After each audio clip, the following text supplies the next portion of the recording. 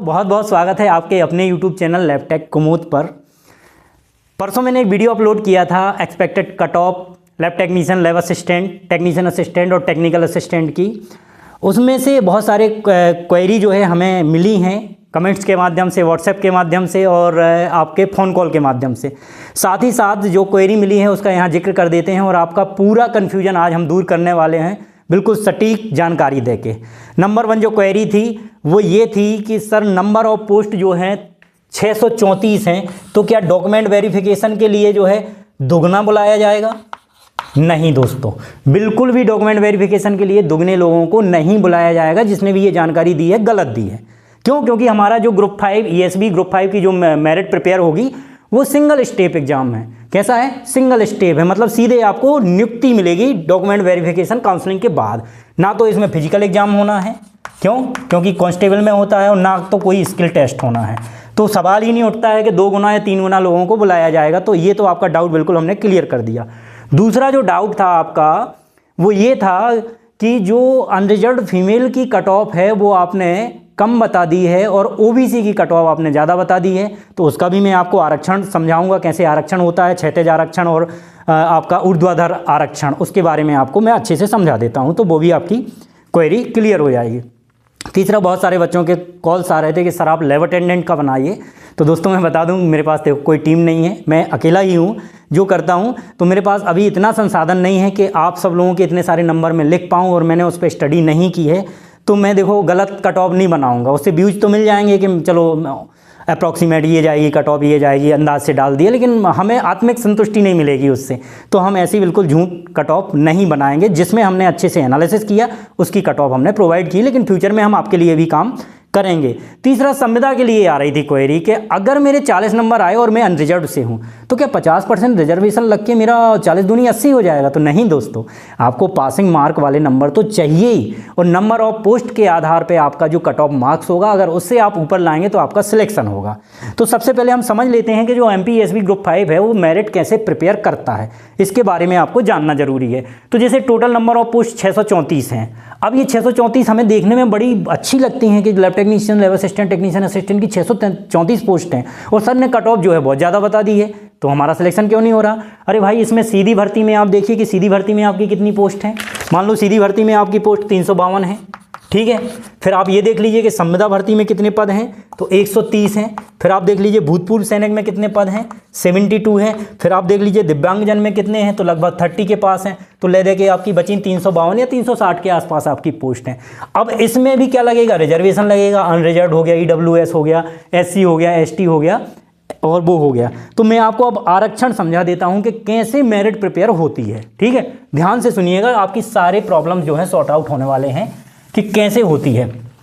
तो 2 प्रकार का हमारा जो है रिजर्वेशन चलता है, और इसमें भी 2 कोटे लगते हैं। कि स्टेट का कोटा लगता है प्रथम वर्ग और द्वितीय वर्ग के लिए, मतलब प्रथम श्रेणी और द्वितीय श्रेणी के लिए, और जो आपका डिस्ट्रिक्ट का कोटा लगता है वो तृतीय और चतुर्थ श्रेणी के लिए लगता है। तो उतना डीप तो नहीं समझाऊंगा, लेकिन आपको जो समझ आ सकता है अच्छे से वो मैं आपको समझा देता हूं। तो ये है हमारा वर्टिकल आरक्षण, ठीक है। दूसरा जो है हमारा हॉरिजॉन्टल आरक्षण, ठीक है। हॉरिजॉन्टल रिजर्वेशन, वर्टिकल रिजर्वेशन, इसको हिंदी में हम जो बोलते हैं ऊर्ध्वाधर बोलते हैं, इसको हम हिंदी में क्षैतिज बोलते हैं। अब ये होता क्या है? जैसे सपोज हमारी जितनी भी कैटेगरी हैं हम उसके बारे में डिस्कस कर लेते हैं। सबसे पहले हमारी मान लो UR आ गई, UR के बाद आपकी OBC आ गई, SC आ गई, ST आ गई और EWS आ गई, ठीक है। अब इसको हम सीढ़ी नुमा संरचना से समझ लेते हैं। ये सबसे पहले जो हम बना रहे हैं ये UR की सीढ़ी बना रहे हैं। फिर किसकी बना रहे हैं हम? OBC की बना रहे हैं। फिर किसकी बना रहे हैं हम? SC की बना रहे हैं। फिर ST की बना रहे हैं, और फिर किसकी बना रहे हैं? EWS की। अब ऊर्ध्वाधर आरक्षण में आपका ये समझ लीजिए आपके OBC, SC, ST, EWS तो इसी कैटेगरी में जाएंगे, लेकिन ये क्या है? ऊर्ध्वाधर है। मान लो आपका 1 बाय 1 में आपको समझा देता हूं। जैसे ये है अनरिजर्व्ड ओपन।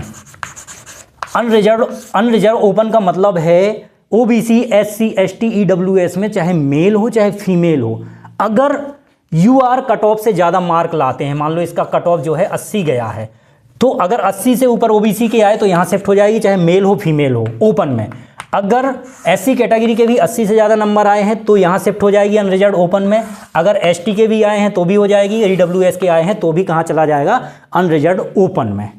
ठीक है दोस्तों, ये तो हो गया आपका क्या, ऊर्ध्वाधर आरक्षण। इसका मतलब है ऊर्ध्वाधर मतलब एक सीढ़ी के सीढ़ी चढ़ते जाना, और उस जो मापदंड तैयार किया है, मान लो जैसे अनरिजर्व ओपन का 80 मापदंड उन्होंने प्रिपेयर कर लिया है MPSV ग्रुप 5 में, किसी भी lab attendant, lab technician, lab assistant, radiographer, ECG technician, dialysis technician, nursing officer, everyone, कोई भी पैरामेडिकल कैडर की पोस्ट हो, सबके लिए ये लागू होता है। तो मापदंड 80 है तो इनको ऊर्ध्वाधर जाके ऊपर सीढ़ी पे चढ़ना है, और 80 के ऊपर जिनके भी नंबर आएंगे, चाहे OBC मेल फीमेल हो, SC मेल फीमेल हो, ST मेल फीमेल हो, EWS मेल फीमेल हो, सबका सिलेक्शन कहाँ होगा, अनरिजर्व ओपन में। OBC में ना तो SC जा सकता, ना ST जा सकता, ना EWS जा सकता। SC में ना OBC जा सकता है, ना अनरिजर्व जा सकता, ना SC ना ST जा सकता, ना EWS जा सकता। हाँ, लेकिन इसमें जो आपका वर्टिकल रिजर्वेशन है, इसमें OBC ओपन में, मतलब मेल ओपन में इसकी फीमेल जा सकती है, SC मेल ओपन में इसकी SC की फीमेल जा सकती है, ST मेल ओपन में ST की फीमेल जा सकती है, EWS मेल ओपन में EWS की फीमेल जा सकती है। ये आपको अच्छे से समझ में आया, ये ऊर्ध्वाधर आरक्षण है। ठीक है, सीढ़ी दर सीढ़ी चढ़ते जा रहे है ना। अब बात करते हैं हम क्षैतिज आरक्षण की। तो क्षैतिज आरक्षण में जो है महिला, दूसरा आपका क्या हो गया, भूतपूर्व सैनिक,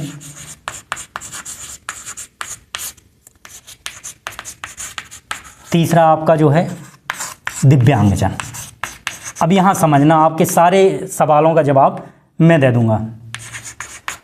महिला किसी भी कैटेगरी की हो, चाहे वो UR की हो, EWS की हो, SC की हो, ST की हो या OBC की हो, वो अपने ही कैटेगरी में फाइट करेगी। ऐसा नहीं है कि EWS महिला के ज़्यादा नंबर आ गए तो वो अनरिजर्व फीमेल में मेरिट में आ जाए। ऐसा नहीं है कि SC महिला के नंबर ज़्यादा आ गए तो वो अनरिजर्व में चला जाए, ST के आ गए तो चला जाए, OBC का चला जाए। नहीं, ऐसा नहीं होता। क्षैतिज आरक्षण ऐसा ही होता है, जिस कैटेगरी से वो बिलोंग करती है उसके आधार पर उसका सिलेक्शन होता है, वो इसको ओवरलैप नहीं कर सकती है। तो ये जवाब था आपका उस दिन का। हाँ, UR ओपन तो नहीं लिखा है, फीमेल है, एक रिजर्वेशन फीमेल को ये मिला, और आपको EWS, SC, ST, OBC को 3-3 रिजर्वेशन कैसे मिल सकते? नहीं मिल सकते ना। OBC मतलब मेल में, मेल ओपन में भी जा रहे हो आप, फीमेल में भी जा रहे हो, फिर आप अनरिजर्व फीमेल में भी जा सकते हो, बशर्ते वो अनारक्षित पद है। कैसा है? अनारक्षित है, लेकिन ओपन नहीं है। ओपन नहीं है, अनारक्षित है, ओपन नहीं है। तो इस फीमेल में क्या हो सकता है, EWS वाला भी अप्लाई कर सकता है फॉर्म, SC वाला भी अप्लाई कर सकता है, ST वाला भी अप्लाई कर सकता है, OBC वाला भी अप्लाई कर सकता है। मतलब आप अप्लाई कर सकते हो, और अप्लाई करने के बाद आपका सिलेक्शन होता है तो भी आप अनरिजर्व में पहुंचोगे, लेकिन आप जो है क्षैतिज आरक्षण की वजह से नहीं पहुंच सकते हो। सेम जो है कहानी भूतपूर्व सैनिक की भी है, और सेम कहानी दिव्यांगजन की भी है।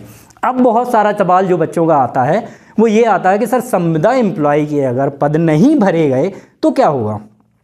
तो दोस्तों मैंने पहले ही बता दिया 2-3 वीडियो में, वो कैरी फॉरवर्ड होंगे, और जिस श्रेणी के हैं उसी से कैरी फॉरवर्ड होंगे। अगर अनरिजर्व के हैं तो अनरिजर्व मेल में जाएंगे, अनरिजर्व मेल ओपन में अगर ये पद चले गए तो फिर आपका EWS, SC, ST, OBC अगर ज़्यादा नंबर लाएगा तो अनरिजर्व ओपन में उसका सिलेक्शन होगा। EWS में अगर फॉरवर्ड हो गए EWS के पद तो भी उसमें हो जाएगा, SC हो गए, ST हो गए, OBC हो गए। ये आपको अच्छे से समझ में आ गया होगा। अब ये क्वेश्चन, ये कई बार क्वेश्चन आया है कि EWS की सर संविदा की कट ऑफ कितनी, मतलब जो पासिंग मार्क क्या है, तो आप सबको पता है EWS जितनी भी रिजर्व सीट हैं, रिजर्व कैटेगरी हैं, चाहे SC हो, ST हो, OBC हो या EWS हो, सबका जो पासिंग मार्क है, क्वालिफाइंग मार्क है वो है 40, और अनरिजर्व का जो है वो है 50। तो आपको क्वालिफाई तो करना ही करना पड़ेगा अगर आपको किसी में सिलेक्शन चाहिए। फिर अकॉर्डिंग टू कट ऑफ के हिसाब से जितनी भी कट ऑफ जाती है MPSV ग्रुप का जब रिजल्ट आता है तो वैसा ही होगा। अब ये बड़ा महत्वपूर्ण लास्ट में आपको मैं समझा देता हूँ सवाल, कि मान लो जैसे मैं विदिशा मेडिकल कॉलेज में मैंने फॉर्म भरा, सेकंड सीक्वेंस दी और फर्स्ट सीक्वेंस दी हमने DHS में, तो क्या होगा? आपके दिमाग में ये क्वेश्चन आए या ना आए, पर मैं आपको समझा देता हूँ। आपने फर्स्ट, चलो मैं ही हूँ, जैसे मैं कुमोद सिंह हूँ, ठीक है। कुमोद सिंह ने क्या किया, DHS में सबसे पहले प्रेफरेंस दी पहले नंबर पे। फिर किस में दिया हमने, अटल बिहारी वाजपेयी मेडिकल कॉलेज, मतलब GMC विदिशा लिख देता हूँ, सेकंड GMC विदिशा सेकंड, हमने सेकंड प्रेफरेंस कहाँ दी, यहाँ दी। थर्ड हमने दतिया में दे दी। तो क्या हमारी दोनों जगह मेरिट आएगी? तो नहीं, 2017 के बाद उन्होंने बंद कर दी है, मेरिट नहीं आती है। ठीक है, इसमें आपको वेटिंग, क्योंकि एमपीएसबी ग्रुप 5 ने ऐसा सोचा कि यार बार बार काउंसलिंग कराने से अच्छा ये है कि भले ही नंबर क्यों ना ज़्यादा आए हों किसी के, जिसने जहाँ प्रेफरेंस दी है, अगर वो उसको वो सीट मिल जाती है तो दूसरी जगह वो वेटिंग ही डालेगा, मेरिट नहीं डालेगा। सो अगर हमारे मान लो 70 नंबर आ जाते हैं और 70 नंबर 68 नंबर कट ऑफ जाती है डीएचएस की, तो हमारा सिलेक्शन यहाँ हो गया। भले अगर जीएमसी की कट ऑफ कितनी जा रही है, 67 जा रही है, तो हमारा यहाँ नहीं होगा। हाँ, यहाँ की पूरी सीटें भर जाएंगी, भले 60 नंबर तक भर जाएं, 67 से लेकर नीचे तक 60 तक भर जाएं, फिर हमारी पहली वेटिंग आएगी जीएमसी विदिशा में। ठीक है, अकॉर्डिंग टू नंबर, अगर और हमसे ऊपर वाले नंबर हैं तो उनकी पहली वेटिंग आ जाएगी, हमारी 5वीं आ जाएगी, वो हिसाब पूरा लगा के करेंगे। फिर हमारी यहाँ दतिया में अकॉर्डिंग टू नंबर जितनी भी वेटिंग आनी होगी वो वेटिंग आनी होगी, तो 4 आएगी। तो ये दोस्तों आपका पूरा कन्फ्यूजन जो था मैंने पूरा दूर कर दिया है। आप बिल्कुल भी किसी भी यूट्यूबर के चक्कर में ना रहें। जो मैंने कट ऑफ बनाई है आपको बिल्कुल अच्छे से एनालिसिस करके बनाई है। जो आपको और प्रॉब्लम्स थी, क्वेरी थी कि सर ऐसा कैसे हो सकता है, ऐसा कैसे हो सकता है, तो जो मेरिट बनाता है रिजर्वेशन का सिलेक्शन करते समय एमपी ग्रुप 5 पैरामेडिकल, वो ऐसे ही बनाता है और ऐसे ही सिलेक्शन होगा। लेकिन फिर भी बार बार मैं कहता हूँ जिनके नंबर कम आए हैं वो कैरी फॉरवर्ड हो सकती हैं, संविदा वाली सीटें नहीं भरी गई।